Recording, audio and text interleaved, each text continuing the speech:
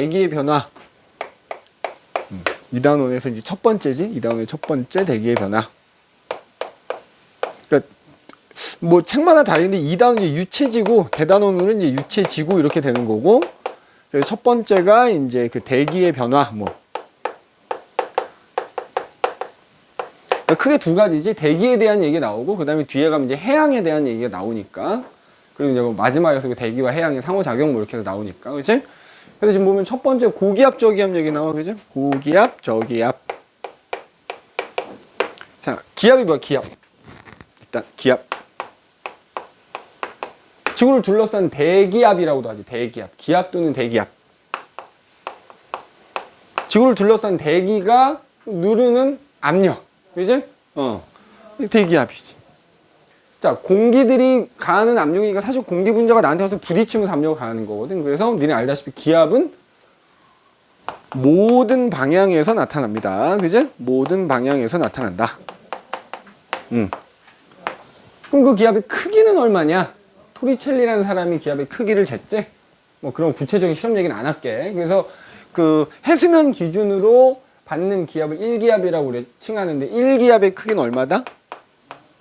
자, 기압, 압력이니까 사실 또 압력의 단위 그대로 쓰겠지. 근데 일반적으로 그 토리첼리 실험에 의해서 이제 수은 기둥 갖고 실험한 거 가지고 밀리미터 Hg라는 단위 주로 쓰지. 그래서 얼마야 이게?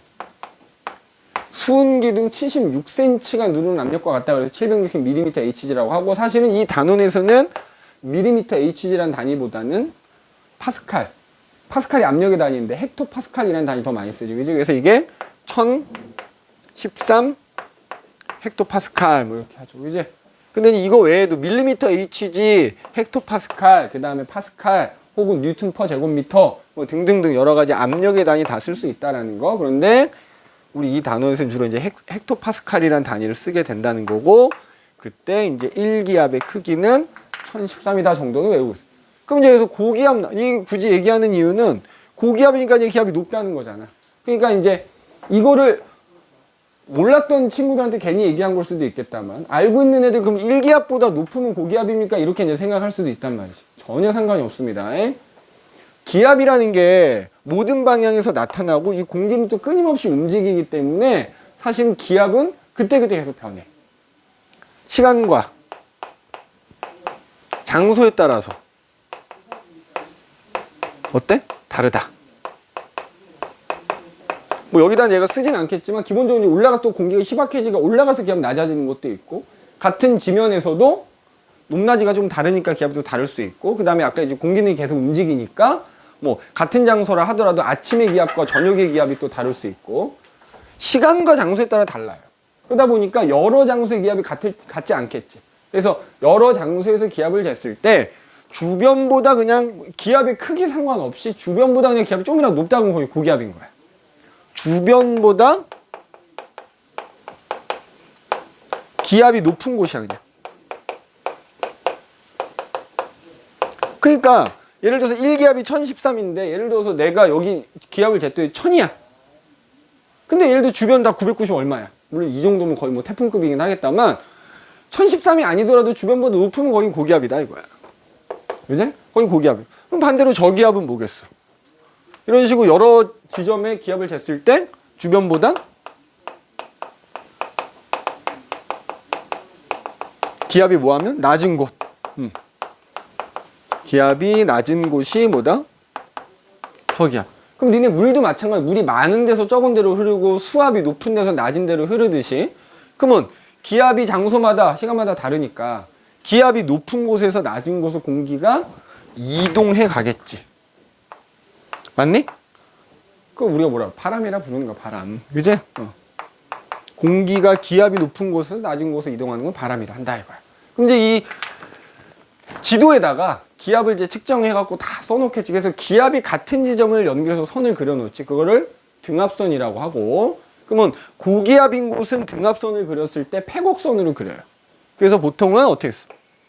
동그라미 그리고 여기 고 이렇게 써놓지. 또는 H라고 써놓고, 저기압인 곳은 동그라미 그려놓고 저 또는 L이라고 쓰죠. 로우니까. 그지? 그러면 이걸 우리가 이제 예를 들어서 이렇게 옆에서 이건 이제 위에서 본 거 옆에서 본다 그러면 기압이 이렇게 높다는 얘기인 거거든. 그럼 방금 얘기했듯이 여기는 기압이 높고 여기 낮으니까 공기가 이렇게 주변으로 빠져나가겠지. 그래서 고기압에서는 주변으로 공기가 어떻게 된다고? 그 주변으로 빠져나간다고요. 반대로 저기압은 따지면 이렇게 움푹 패여 있는 거나 마찬가지인 거야. 요 선이 이제 그 기압의 크기를 나타내는 거라고 하면.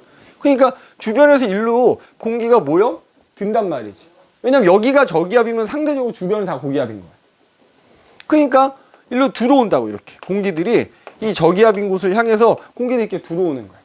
들어오는데 그 와중에 지구는 자전을 하고 있어서 전향력이라는 게 나타나지. 그래서 전향력은 북반구에서는 어느 쪽으로 나타난다? 물이나 공기가 이동하는 방향의 오른쪽 직각 방향으로 전향력이 나타나기 때문에 얘네들이 전향력의 영향을 받아서 진행하는 방향에 결국 오른쪽으로 요렇게 뭐야? 요렇게 휘어져서 간다 이거지. 휘어져서. 알겠어? 진행 방향에 이렇게 오른쪽으로 전향력을 받는단 말이야. 전향력. 그래서 실제로는 똑바로 나가려고 해도 결국 이렇게 휘어져서 나가게 된다 이거지. 그래서 우리가 고기압에서는 주변으로, 그죠? 고기압 주변으로, 그러니까 시계 방향으로 불어나간다 이렇게 얘기하죠. 시계 방향으로 불어나간다. 뭐 이렇게. 그러면 저기압도 똑같아. 결국 들어오는데 전향력의 영향을 받아서 휘어져서 들어오다 보니까 전체적으로 이렇게 어떻게 들어오냐면 이거 그리는 거 똑같습니다. 이렇게 그려놓고요. 응? 이렇게 그려놓고 저기압은 들어오는 거니까 들어오는 쪽으로 이렇게 화살표 표시해주면 돼. 얘도 이게 전향력 때문에 휘어져서 들어오거든. 다만 고기압하고 비교하면 반시계 방향으로 불어 들어온다 이렇게 얘기하죠. 그러니까 고기압은 이렇게 시계 방향으로 불어 나가는 거고 저기압은 이렇게 뭐야? 반시계 방향으로 불어 들어온다 이렇게 얘기한다. 공기가. 알겠어? 응. 반시계 방향으로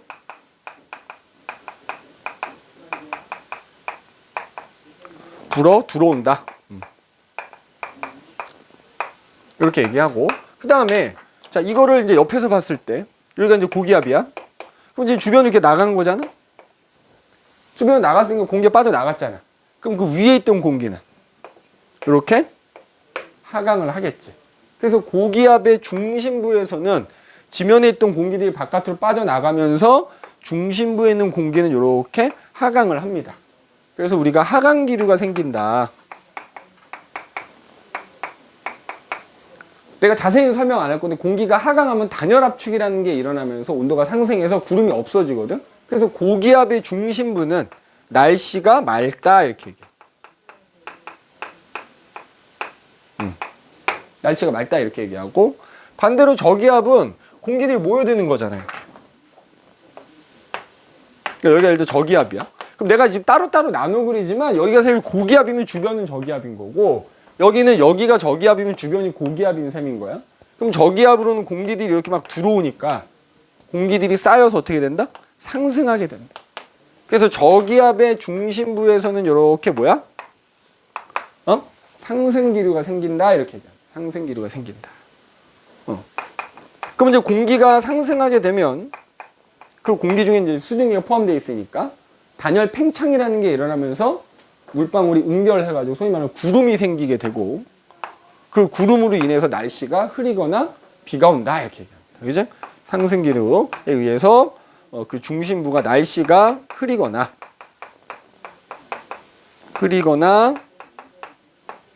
비가 오는 날씨가 나타날 수 있다 이거지. 그죠? 고기압은 이렇게 돼. 저기압은 이렇게 됩니다. 그죠? 지금 뭐 우리 그 1페이지에는 그리고 2페이지에 이제 저기압 써있다. 그럼 근데 이것도 이제 종류가 있더라 이거지. 자, 예를 들어서 아직 1페이지에서 고기압 같은 경우에는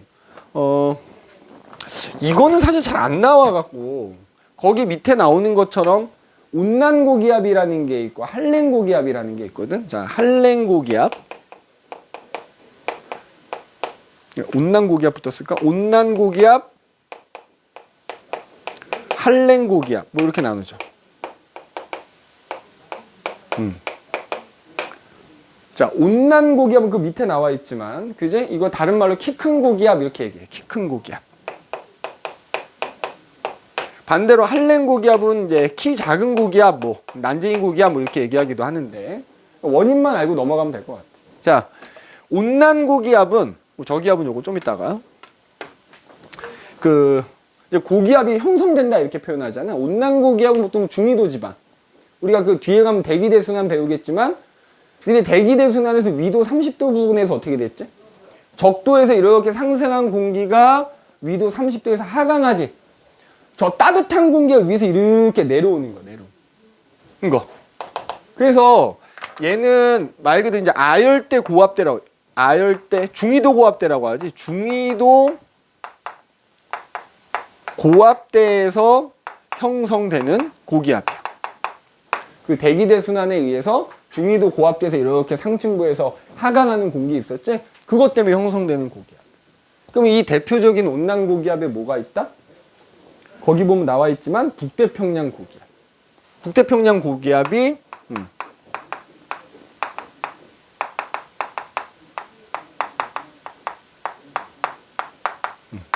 자, 얘는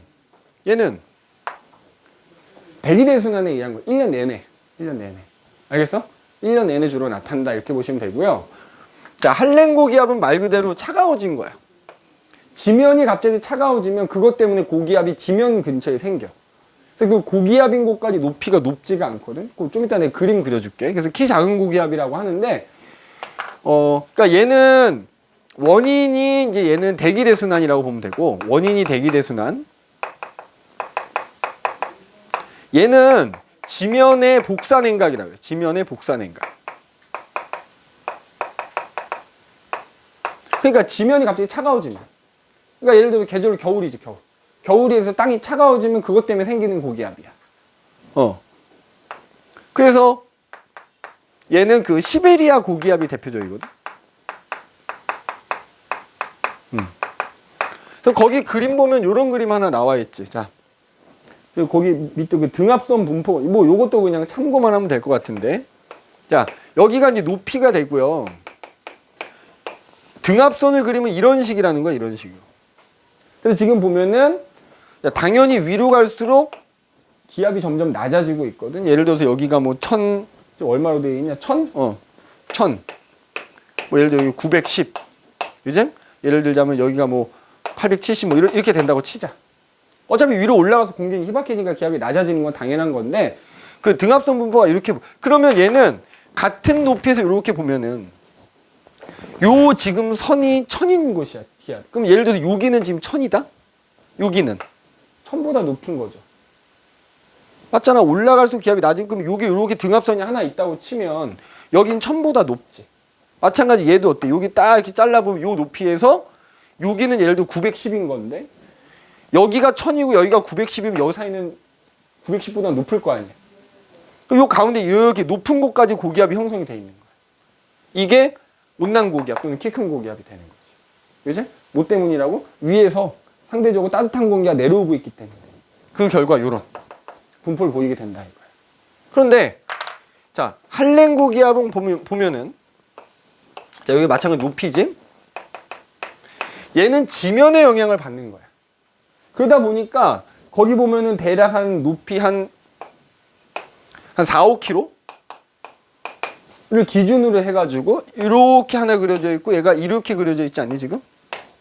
그러니까 무슨 얘기냐면 지면이 갑자기 차가워지면서 고기압이 형성된 거라 그랬잖아. 그러면 예를 들어 높이 한 지상에서 한 4, 5km 올라가면 지면의 영향 거의 안 받거든. 그지? 그럼 얘 같은 경우에 보면은 4, 5km 이내에서는 어때? 같은 높이에서 여기보다는 여기가 고기압이야. 이게 고기압인 거란 말이야. 그런데 예를 들어서 이제 4, 5km에서는 등압선이 이렇게 나고 넘어가면은 오히려 여기가 어떻게 되지? 요렇게 지금 등압선 분포가 나타나니까 여기보다 여기가 기압이 낮은 상태. 그러니까 얘는 고기압이 높이가 요 정도밖에 안 된다. 그래서 키가 작은 고기압이라고 하는 거고, 얘는 위에서 따뜻한 공기가 막 내려오고 있기 때문에 굉장히 고기압이 높은 곳까지 형성이 된다고. 그래서 키 큰 고기압이라 한다 이거지. 뭐 시험이 잘 안 나옵니다. 그냥 혹시 몰라서 참고하는 얘기고, 그 다음에 또 이제 고기압의 종류를 나눌 때 사실 요거보다는 지금 얘기하는 게 더 많이 나오죠. 이 고기압이 그래서 한 곳에 오래 머물러 있느냐 아니면 자꾸 움직이느냐. 그거 여부에 따라서 이동성 고기압과 정체성 고기압으로 나누죠. 자, 정체성 고기압은 말 그대로 뭐야? 오래 머물러 있는 거지. 이동성 고기압은 그래서 너희는 이제 특히 요걸 좀 꼭 기억해. 정체성 고기압에 그럼 뭐가 있느냐? 그 예시가 중요한데 시베리아 고기압하고요. 북태평양 고기압.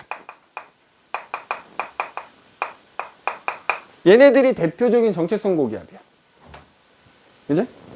거기 지금 대륙성, 해양성 이렇게 나와 있는데 이건 굳이 신경 안 써도 되고 너희는 요걸 더 보란 말이야. 시베리아 고기압, 북태평양 고기압. 반면에 이동성 고기압은 뭐냐면 정체성 고기압에서 떨어져 나와가지고 움직이는 거야, 움직이는 거야. 막 그 페이지로 2페이지에 나와 있니? 3페이지에 거기 나와 있지? 3페이지에 보면. 그래서 이동성 고기압은 정체성 고기압에서 떨어져 나와가지고 만들어진 거다. 그래서 양쯔강. 근데 이게 니네 고기압이니 저기압이 하는 게 굉장히 큰 공기덩어리이기 때문에 우리가 이제 설명할 기단에 해당이 된다고 봐. 그러니까 니네 시베리아 기단이 시베리아 고기압이고 북태평양 기단이 북태평양 고기압인 거야. 그 기단이 고기압이냐 저기압이냐 따지는 거지. 그럼 양쯔강 기단도 고기압은 고기압이다 이거지. 다만 굳이 구분하자면 이동성 고기압. 이동성 고기압은 정체성 고기압에서 떨어져 나온 애다. 이렇게 생각하면 된다 이거지. 알겠니? 그러면 자 예를 들어서 만약에 우리나라가 정체성 고기압의 영향을 받는다 그러면 날씨가 한동안 변하지 않겠다만 이동성 고기압의 영향을 받으면 어떻게 돼? 말 그대로 얘가 움직이는 거 왔다 갔다. 그럼 예를 들어 양쯔강 고기압이 우리나라에 오면 날씨가 맑을 거야. 고기압이니까. 근데 얘가 다른 데로 가면 고기압 옆에 저기압이 있다. 이제 흐리겠지. 날씨가 좀 변덕스럽게 되는 거야. 뒤에 나오는 기단하고도 내용이 좀 이어지니까. 이제 그 기단들이 고기압이냐 저기압이냐 따라 또 구분하는 건데 이 정도 된다는 거. 그리고 뭐 거기 보면 대륙성 고기압, 해양성 고기압은 뭐 이게 바다에 있느냐 대륙 위에 그러니까 바다에서 형성된 고기압이냐 대륙 위에서 형성된 고기압이냐 따지는 거니까 그건 별거 없을 것 같고요. 그 다음에 2페이지 보면 그래서 이제 저기압도 종류가 있지. 자, 저기압. 저기압 같은 경우에는 크게 두 가지밖에 안 나오지. 어디서 형성이 되느냐. 그래서 알다시피 뭐가 있어?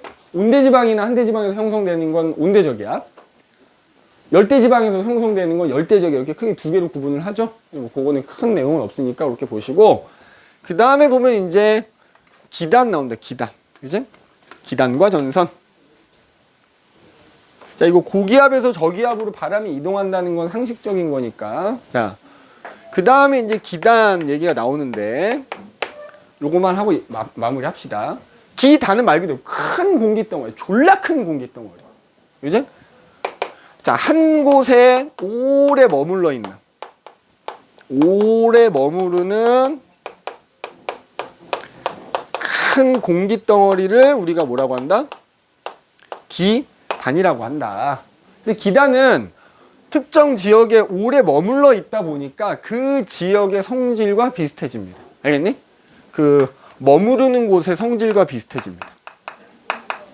머무르는 곳의 성질과 비슷해진다. 오래 머물다 보면. 근데 계속 머물러 있지 않고 움직이긴 한다 이 말이야. 자, 여기 봐봐.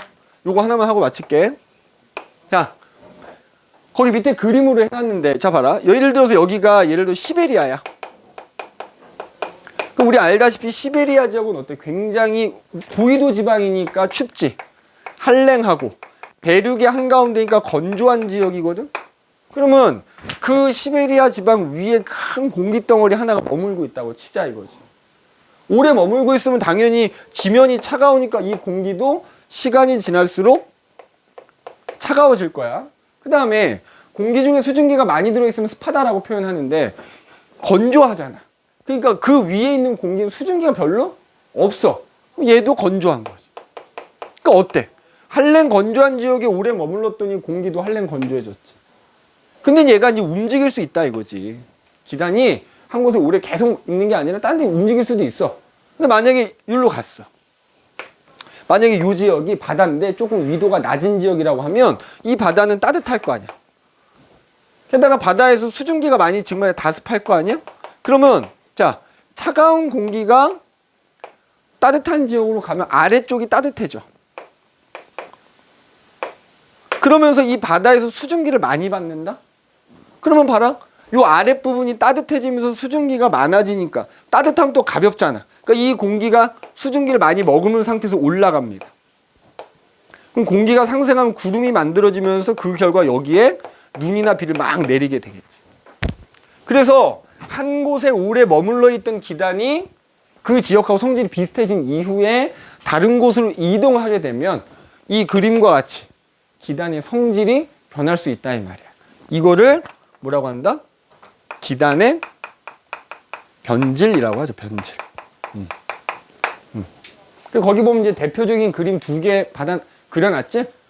변질되는 경우 두 가지. 하나는 지금 선생님이 그림을 그려서 얘기한 거고, 나머지 하나도 원리는 동일하니까 뭐 어렵지 않게 이해할 수 있을 것이다. 그래서 이런 기단의 변질 때문에 특히 우리나라 같은 경우에 그 얼마 전에 폭설 내린 게 바로 요것 때문이지.